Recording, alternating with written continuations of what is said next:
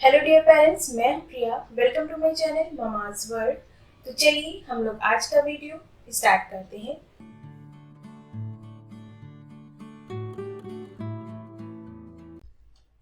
तो अब हम लोग 6 मंथ बेबी के लिए डाइट चार्ट देख लेते हैं।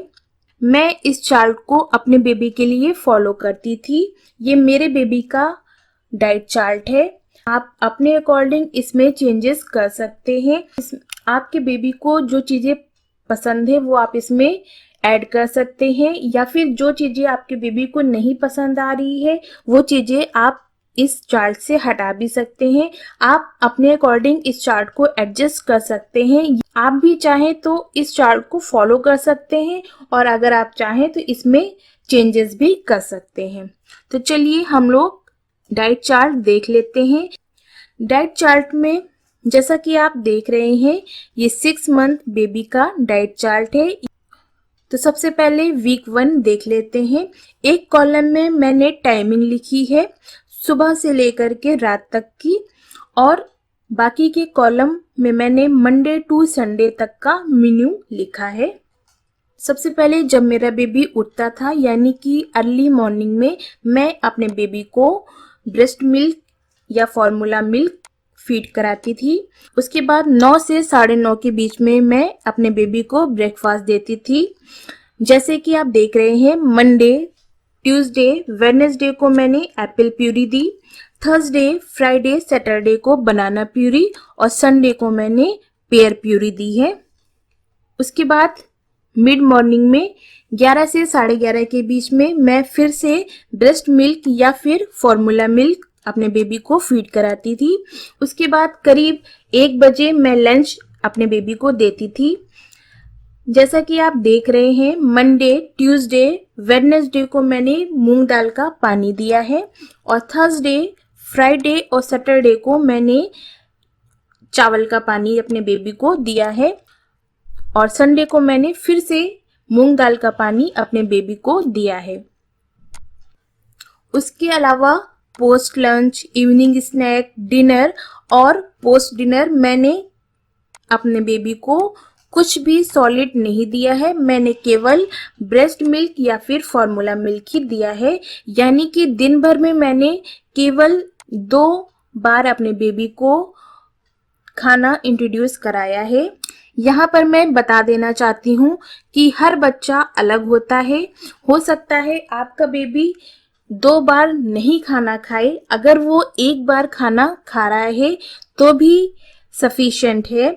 6 महीने के बच्चे को 1 से 2 बार खाना दिन भर में इंट्रोड्यूस कराना चाहिए। अगर आपका बेबी खाने में इंटरेस्टेड है, वो इजीली खा ले रहा है, तो आप 2 बार उसको खाना दिन भर में इंट्रोड्यूस करा सकते हैं। अदरवाइज आप 1 बार भी अगर खाना अपने बेबी को इंट्रोड्यूस कराते हैं तो वो भी सफिशिएंट होता है। तो चलिए अब हम लोग वीक 2 देख लेते हैं। वीक 2 में भी मैंने पूरे दिन में केवल 2 बार ही खाना अपने बेबी को इंट्रोड्यूस कराया है। सुबह उठते ही मैं अपने बेबी को सबसे पहले ब्रेस्ट मिल्क या फॉर्मूला मिल्क फीड कराती थी। उसके बाद मैं ब्रेकफास्ट में अपने बेबी को प्यूरी देती थी, वेजिटेबल प्यूरी या फिर फ्रूट प्यूरी। जैसा कि आप देख रहे हैं, ब्रेकफास्ट 9 से 9:30 के बीच में मैं अपने बेबी को देती थी, और मंडे, ट्यूसडे मैंने पियर प्यूरी दी है, और वेडनेसडे, थर्सडे, फ्राइडे को मैंने पम्पकिन की प्यूरी दी है अपने बेबी को, और सैटरडे, संडे मैंने पोटैटो की प्यूरी अपने बेबी को दी है। फिर उसके बाद मिड मॉर्निंग में मैंने 11 से 11:30 के बीच में ब्रेस्ट मिल्क अपने बेबी को देती थी, और उसके बाद करीब 1 बजे के करीब मैं लंच अपने बेबी को देती थी। लंच में मैं जैसे मंडे, ट्यूसडे को मैंने मैश्ड राइस प्लस मिल्क की खीर अपने बेबी को दी है। यहाँ पर राइस की खीर नॉर्मल खीर की तरह नहीं बनानी है, बल्कि जो आप चावल का पानी अपने बेबी को देते हैं उसमें आप थोड़ा सा ब्रेस्ट मिल्क या फिर फॉर्मूला मिल्क मिला करके अपने बेबी को दें, जिससे कि क्या होगा कि थोड़ा सा टेस्ट बदल जाएगा उस चावल के पानी का, और बेबी को थोड़ा सा अलग फूड मिलेगा। इसी तरह से वेडनेसडे और थर्सडे को मैंने जो मैं दाल का पानी देती थी अपने बेबी को, उसमें मैंने थोड़ी सी पालक प्यूरी मिला करके अपने बेबी को दी है, जिससे कि क्या होगा कि थोड़ा सा उस दाल के पानी का टेस्ट भी बदल जाएगा और बेबी को कुछ अलग फूड भी मिल पाएगा। और फ्राइडे और सैटरडे को मैंने मैश्ड राइस विद योगर्ट दिया है, यानी कि जो आप चावल का पानी था, जो आप चावल का पानी देते हैं अपने बेबी को, उसी में मैंने थोड़ा सा योगर्ट मिला करके अपने बेबी को दिया है। और संडे को मैंने फिर से जो मैश्ड दाल है, मूंग दाल होती है, उसमें मैंने थोड़ी सी वेजिटेबल प्यूरी मिला के अपने बेबी को दी है वीक 2 में। यानी कि मैंने यहाँ पर जो ब्रेकफास्ट है उसमें तो केवल प्यूरी ही रखी है, चाहे वेजिटेबल प्यूरी या फिर फ्रूट प्यूरी। और लंच में मैंने थोड़ा सा मिक्स कर दिया है, चावल और दाल के पानी में कुछ कुछ मैंने थोड़ा सा मिक्स कर दिया है, जिससे कि बेबी को डिफरेंट फूड भी मिल जाएगा। अब हम लोग वीक 3 देख लेते हैं। वीक 3 में मैंने 3 बार खाना अपने बेबी के लिए रखा है।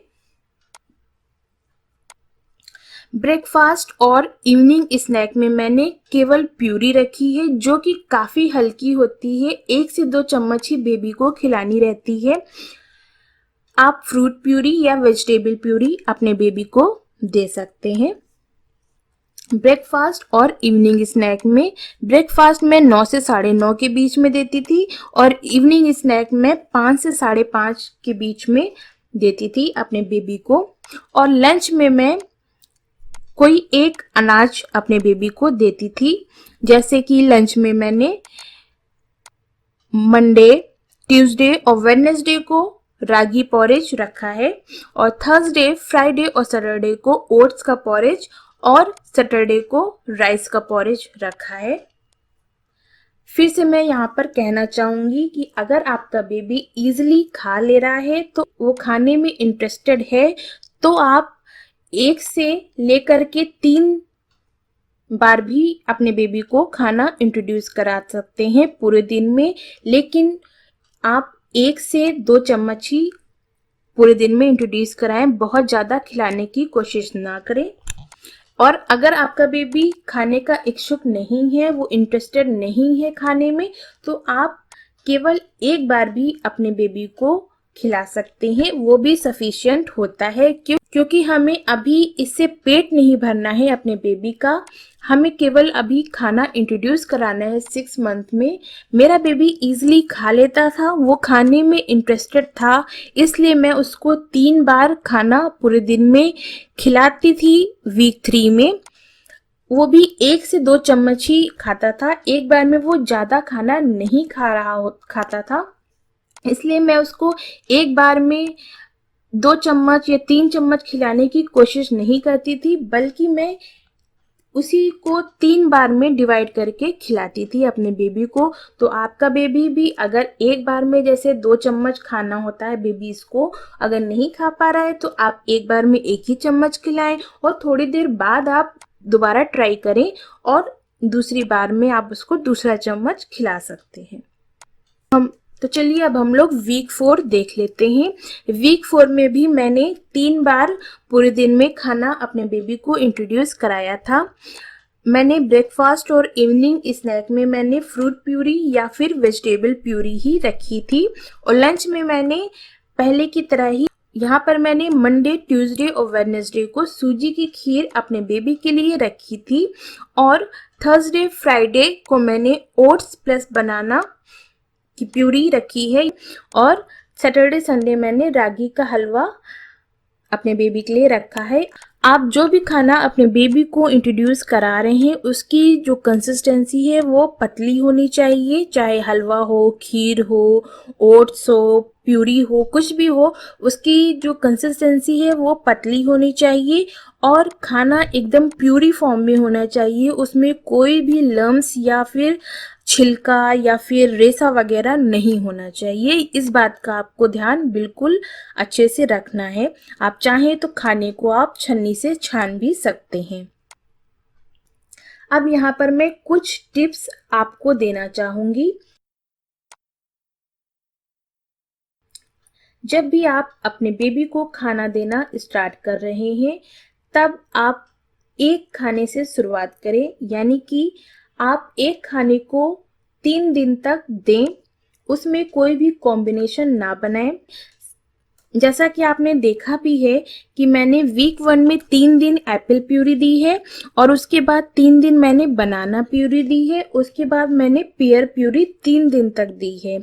यानी कि आप जब भी कोई भी नया फल या अनाज अपने बेबी को दे रहे हैं, इंट्रोड्यूस करा रहे हैं, तो कम से कम उसे 3 दिन तक सेम चीज़ दें, जिससे कि आपको ये पता चल जाएगा कि उस खाने या उस फल से या उस सब्जी से या उस अनाज से आपके बेबी को कोई एलर्जी तो नहीं हो रही है, आपके बेबी को वो खाना सूट कर रहा है कि नहीं कर रहा है, कि आपका बेबी उस खाने को लाइक कर रहा है कि नहीं कर रहा है। ये सभी चीज़ें आपको पता चल जाएगी अगर आप ये 3 डेज रूल को फॉलो करेंगे तो। और दूसरी टिप ये है कि 6 मंथ में बेबी का पेट हमें खाने से नहीं भरना है, हमें केवल बेबी को फूड इंट्रोड्यूस कराना है, उसको खाने की हल्की सी आदत डालनी है, हमें उससे उसका पेट नहीं भरना है। इसलिए बेबी को कभी भी फोर्स ना करें खाने के लिए, 1-2 चम्मच उसको खिलाएं जितना कि वो खुशी से और अपने मन से खा ले, बहुत ज़्यादा फोर्स करने की ज़रूरत नहीं है। बेबी को पूरे दिन में 1 से 2 बार या मैक्सिमम 3 बार खाना इंट्रोड्यूस कराना सफिशिएंट होता है। होप मैंने सारी चीज़ें कवर कर ली होंगी। अगर आपके मन में कोई भी क्वेरी या क्वेश्चन हो तो प्लीज़ कमेंट बॉक्स में पूछें, मैं उसका आंसर देने की कोशिश ज़रूर करूँगी। आप चाहें तो ये जो फूड चार्ट है आप उसको डाउनलोड भी कर सकते हैं, डिस्क्रिप्शन बॉक्स में इसकी लिंक दी हुई है, आप चाहें तो इस पूरे फूड चार्ट को डाउनलोड कर सकते हैं। और इस चार्ट में जो भी चीज़ें मैंने बताई हैं उन सभी चीज़ों की रेसिपी मैंने पहले ही अपलोड कर दी है, आप चाहें तो प्लीज़ चेक कर सकते हैं मेरे चैनल पे। होप ये वीडियो आपको अच्छा लगा होगा। अगर अच्छा लगे तो प्लीज़ लाइक करें और मेरे चैनल को सब्सक्राइब करना ना भूलें। Thanks for watching, bye bye.